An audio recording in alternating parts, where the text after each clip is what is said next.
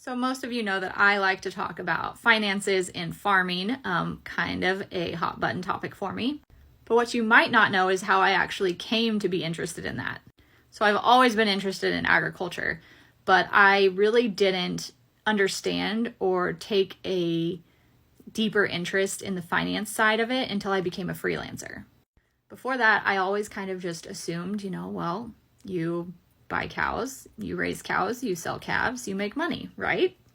Right?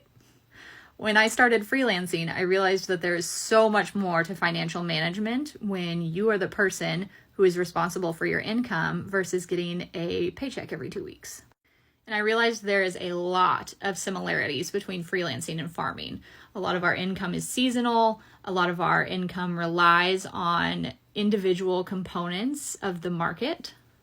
And a lot of people see the amounts on our paychecks and think, oh, must be nice, without really realizing all the inputs that go into that. But one thing that I love a lot about freelancing and about farming is the ability to make our own decisions and to set our own boundaries. And as someone who has been described as stubborn more than once or twice in my life, that is something that I genuinely appreciate. So a lot of things have to line up for us to make money, and a lot of that money comes in seasons.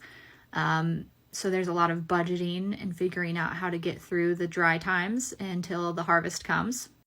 But at the end of the day, we have the power, the authority to make decisions to change our trajectory. And that's what I love most about freelancing and about farming. Now in farming, there's a lot of regulations that we have to get around or get through, or whichever way you want to put that, as well as a lot of barriers that we have to get over to really make a dent in the industry.